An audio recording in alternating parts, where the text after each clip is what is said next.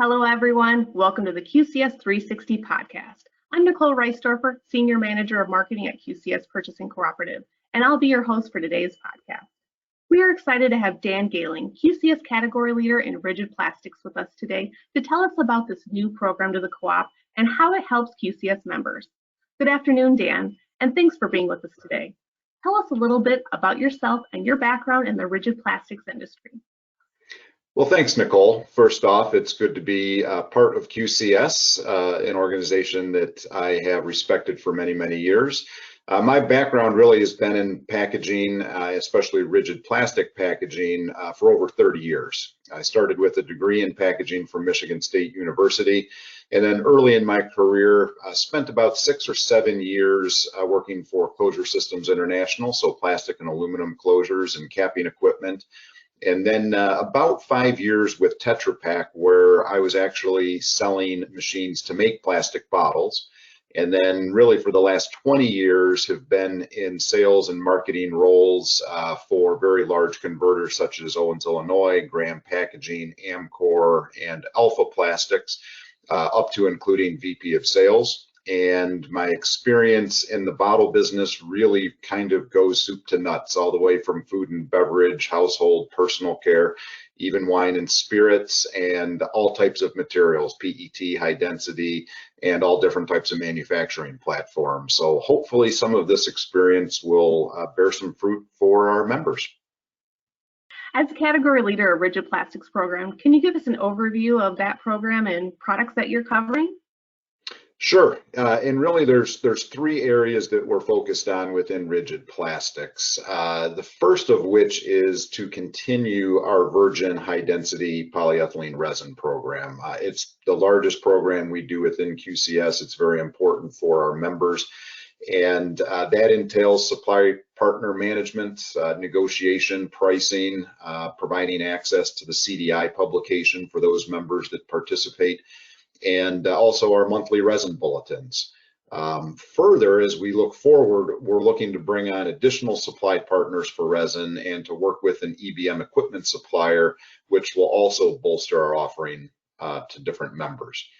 The second focus area is also resin related, but it also expands. It goes into food grade post-consumer or PCR resin for high density polyethylene, which a lot of our members are beginning to show some interest in, as well as exploring PET options, whether it be for virgin resin or PCR, along with any other sustainability initiatives. And then finally, the third area deals with more classic rigid plastic bottles, which is everything from a handled PET bottle for gallon or half gallon, single serve PET bottles, even preforms as our customers are needing them.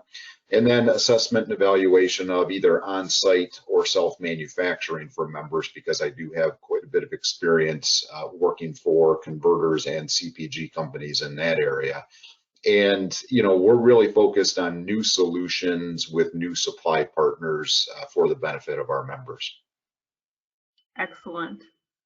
What advantages do QCS members have in participating in the Rigid Plastics program? Essentially, as a category leader, and really all of our category leaders within QCS view themselves as an extension of our members' procurement or strategic teams. We bring industry knowledge and experience to help members achieve their goals, which can be varied, but typically supply continuity, total cost of ownership, quality, or new product development and innovation. Those are really the areas that we focus on. Specifically to the programs for rigid plastics that we either have or are working on, there are some key components that are shared across all of those. Security of supply and innovation is absolutely foremost. Competitive pricing and total cost of ownership is very key. And then discounts for volume growth, so that as our members grow, as our supply partners base grows, that we're all sharing in the benefits of that. And then lastly, sustainability. Everything related to packaging now, sustainability is a very important and large topic, and so we are factoring that into the programs for rigid plastics as well. Oh, that's great. Sustainability is a very hot topic right now. Can you give us a few examples of how the rigid plastic programs have helped the QCS members find a solution to an issue they were having? Sure. I've only been with the organization about 4 months, so unfortunately it's not a long list, but I do have two examples that I can share. The first is that one of our members in the resin program, due to their growth, was utilizing a third location. And so what they were doing was manually taking the resin out of the silos, putting them into gaylords and shipping them to the other location. You can imagine that was very time consuming, very labor intensive logistics that they had to manage as well. So we opened up a discussion with our supply partner and we outlined the situation, and we found a very reasonable solution, which in the end eliminates 100% of the added labor and logistics cost for our member and didn't add any cost to them from our supplier. So a true win-win-win all the way around, and I think our member is very happy with that. The second example is very early on in my 4-month tenure, I sat in on a roundtable with multiple members, and a major concern that they had at the time was the inability to sell or dispose of scrap plastic from their filling operation. So, I mean, these are bottles that were scrapped during their filling process. Some of the members, it was primarily PET, others high density, some of them polycarbonate. And they all said the same thing, though. Their prior outlets that they had closed during the pandemic. And so this material was just, in their warehouses taking up space, and they wanted to be able to get rid of it. So I reached out to multiple people in the industry. Some of them are supply partners, some of them other people that I've known in the industry, asking, who does this, who can do this type of thing. And we were able to compile a list with multiple outlets in different regions and by material, so that the members could then go out and contact these organizations and solve this issue. So I was happy to help in that regard. I don't know if it, is saving them money, but it was solving a problem that they had. That's really good to know. Speaking of sustainability, QCS members are seeing more companies go toward green or sustainable options for plastics. Do you have food grade recycled HDPE options available? Yes, we do. Sustainability is an enormous topic, very dynamic, changing every day, it seems. We primarily are focused on the sustainability related to post-consumer resin, but for our members' sake, there's a lot more that needs to be considered when you talk about sustainability. A lot of consumers, a lot of retailers are very interested in understanding how their suppliers are working to reduce or eliminate greenhouse gas emissions. Those could be, the number of trucks on a road, as well as other activities in their facilities, energy reduction, water use reduction, waste elimination, et cetera, et cetera. From a packaging perspective, there's a lot of lightweighting initiatives that are undertaken, but post-consumer resins becoming more and more of a topic of discussion for our members. And the reason for that is because many states out there, especially on the West Coast and the Northeast, are passing legislation or regulations that are requiring post-consumer resin to be used. And post-consumer resin's been used for many, many years in different segments. If you think about laundry detergent bottles or other personal care, home care type bottles, those have had post-consumer resin used in them for anywhere from 10% up to 100% for over a decade. What's different now, though, is these regulations are not exempting food containers. They're not exempting dairy containers.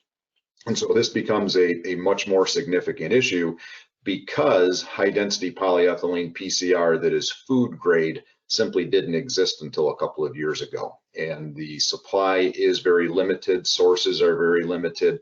So we are working proactively with a supplier in order to secure supply for our members. And we're really trying to build a program that's very similar to our resin program, because obviously that will translate very well for those members.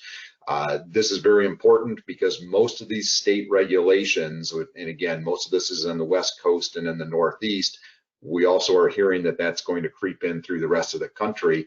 They're all following the same format, which is starting at like 15% content in the next couple of years, then ramping up to 25% content by 2025 and up to 50% content by 2030.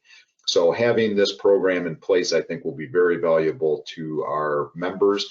We hope to be able to announce the details of this program probably by the end of April.